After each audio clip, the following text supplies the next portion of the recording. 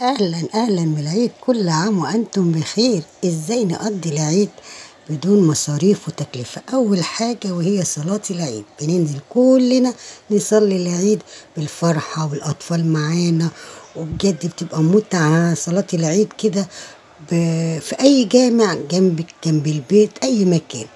وبعد كده بتبقى خلصت الصلاة، بتبتدي أجواء بقى العيد، فرحة الأطفال والكبار بالبلالين اللي بينزلوها علشان الأطفال تبقى فرحانة، وكل واحد بياخد بالونه يبقى فرحان بيها. بجد أجواء جميلة. العيد جميل قوي في مصر، أجمل عيد في العالم كله هي مصر. يا رب الأجواء دي تعجبكم، وكل سنة وانتم طيبين، وينعاد علينا وعليكم باليمن والبركات يا رب العالمين. احنا مش هنكلف نفسنا كتير في الخروجات، وانتوا عارفين المصاريف والحياة غالية والدنيا غالية، فمش هنكلف نفسنا كتير. احنا هنصرف حاجات بسيطة جدا على قد ما هنقدر، مش هنخرج في اماكن ونتنزه في اماكن غالية اوي.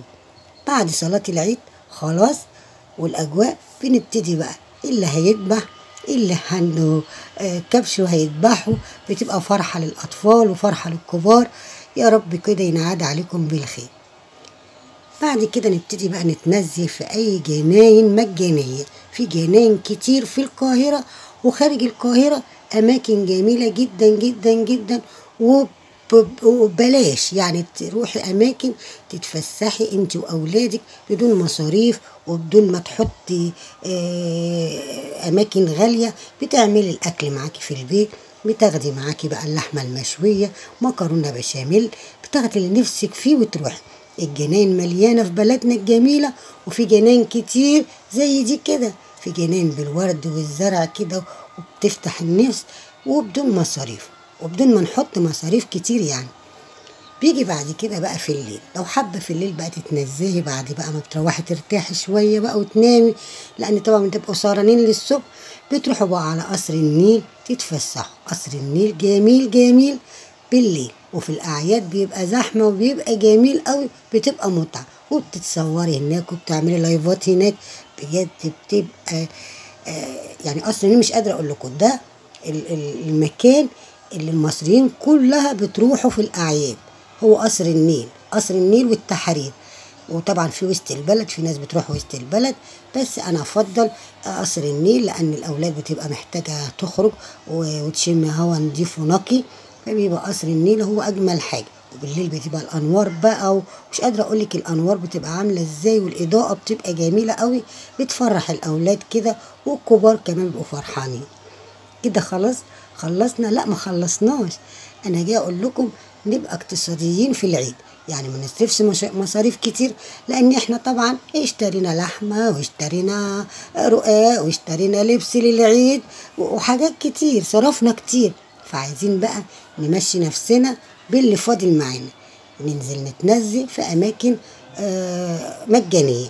في كمان قصر كورنيش بتاع النيل، كورنيش النيل، بتبقى الاجواء جميله جدا هناك، يعني تقدروا تتفسحوا فيها زي ما انتوا عايزين، والاولاد تلعب قصادكم. منظر جميل ورائع، وكمان كده يشجع كده الاولاد للعب ويفرحوا بيها. كمان عندنا حديقه الحيوان بالجيزه، حديقه الحيوان بالجيزه الاولاد يروحوا كده ويتمتعوا ويتفرجوا على الحيوانات، بجد جميله، مشهوره قوي في الاعياد، والناس كلها بتروح وتزورها. كده يبقى احنا عرفنا الاماكن اللي احنا هنروحها في العيد، كانت اماكن جميله جدا، وهتتفرجوا بقى وتتمتعوا. ودي اسعار الدخول في الاعياد وفي المناسبات، بجد مش عارفه بقى هي دلوقتي هتبقى اغلى ولا هي نفس الاسعار. أو بالحدائق، في كمان حديقة الأزهر وفي حديقة، بس حديقة الأزهر الدخول غالي جدا، ولما بتكوني معاكي كام طفل بياخدوا كتير، فبلاش حديقة الأزهر. لكن اللي حابين يروح حديقة الأزهر، حديقة الأزهر موجودة وجميلة عند في الحسين، يعني آخر الحسين هتلاقوا هناك حديقة الأزهر. بجد أجواء جميلة قوي في حديقة الحيوان. شوفوا الأجواء بقت يعني اتغيرت جدا عن زمان، ما كانش فيه القطر دوت، دلوقتي القطر دوت بيلففك الحديقة كلها، وجميلة جدا الأجواء. كده بقى كنا قلت لكم على الاماكن اللي ممكن تزوروها في العيد وبأقل الامكانيات. وكل سنه وانتم طيبين، وعيد سعيد عليكم على الامه الاسلاميه جميعا. اشوفكم في فيديو جديد. سلام عليكم ورحمه الله وبركاته. قبل ما اختم، اللي اول مره يشوف قناتي ينزل يفعل زر الجرس للكل عشان يوصلوا مني كل جديد. وحبايب ما تنسوش اللايك. اللايك هو اللي بيرفع الفيديو لاكبر عدد يشاهده. والمشاهدات عندي ضعيفه جدا جدا، بس يلا الحمد لله على كل حال. انا راضيه باللي مقسوم لي.